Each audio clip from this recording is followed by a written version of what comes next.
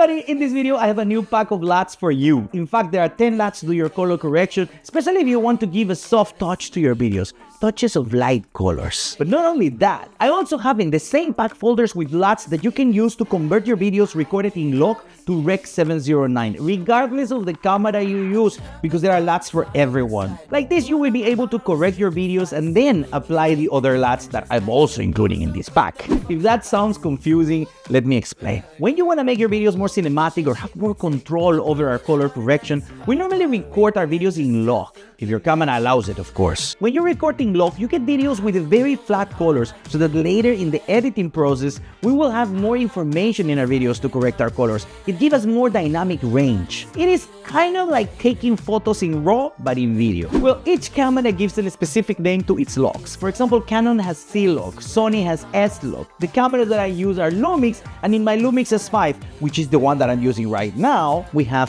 V-Log. And also, if you remember, last week I published a video reviewing a camera that I recommend to start in the world of photography and video, the Lumix G85. Well, in that camera, we don't have V-Log, we have like half logs, sort of like an intermediate log.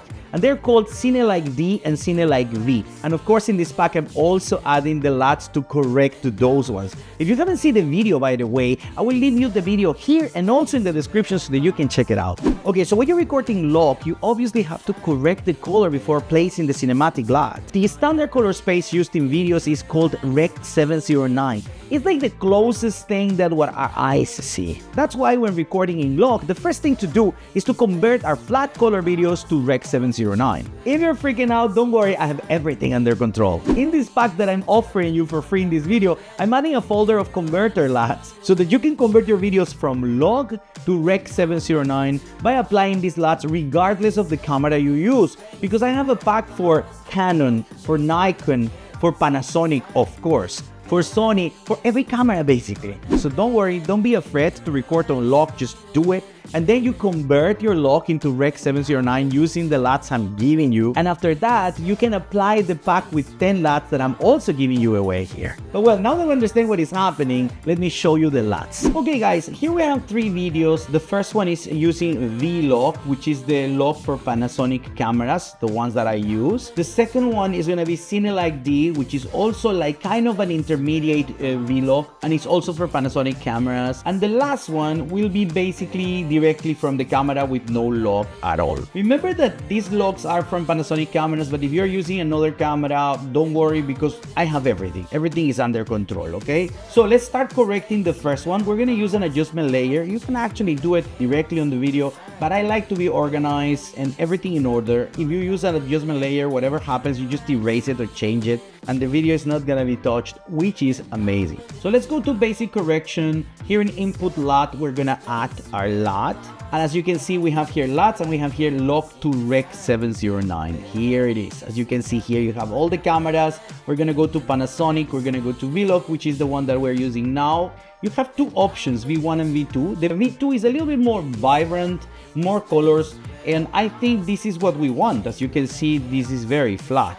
So let's use number 2, open, and as you can see, basically you can use the video how it is right now, okay? But we want to add this cinematic look. So what we're gonna do is we're gonna add another adjustment layer, very easy. We just stretch it out. We select the top adjustment layer, remember that. And now we're gonna close the basic correction and come to creative. Here in look, we're gonna add our LUT. We click browse, and we're gonna start with the first one. Let's see what happened, okay? As you can see here, the colors are light, are like kind of like a pastel color. You can see like pinkish leaves. The colors are very nice. This is very cinematic. I really like this LUT.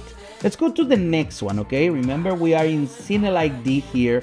What we're gonna do is adjustment layer again. Remember that you can do it straight to the video, but I like to use adjustment layers, okay? Let's duplicate the adjustment layer because we're gonna use it exactly how we did before. So, adjustment layer, the one on the bottom, let's go to basic correction, input LUT. And now what we're gonna do is, because you can see we're in V-Log, we're gonna come back to Panasonic, we're gonna go to cine-like-d, And we're gonna use the first one now because I think the colors are okay. We don't need that vibrant punch. I think V1 is okay. And now we have our video corrected already. As before, we can actually already use the video like this, but we're going to do something else. We're gonna add the cinematic look, okay? We select the adjustment layer on the top, we close the basic correction, we go to creative, and here we're gonna choose now the LUT number 2.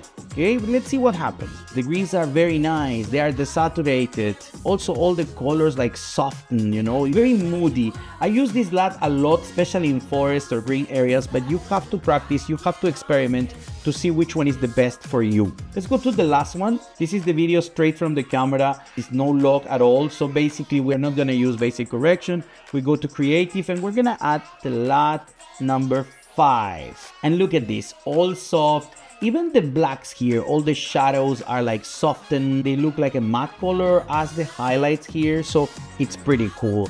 You just have to practice and experiment and experiment. As you can see here, I put the LUT straight to the video. It was not in purpose, actually. I forgot to add the adjustment layer, but you can see that it works perfectly. And because we don't need to do anything else here, I think that's okay. We're gonna leave it like that. So practice, experiment, check the LUTs so that you can see which is the best for you, and let me know. Guys, I hope these LUTs will help you a lot. Tell me what do you think in the comments below. And now, until next week.